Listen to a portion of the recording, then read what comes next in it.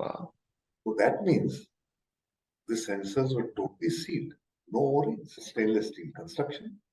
So all the electronics and the mechanism inside the sensor was safe. Yeah. So this we did in 1984. Wow.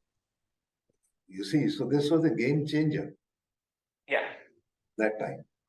And today, we have 3 electron beam welding machines. And even today, most of our competitors in our business don't use electron beam welding machine. Yep. Yeah. Yes. So this was a major contribution that we made. Then remembering, see, we made a lot of innovations during all this period.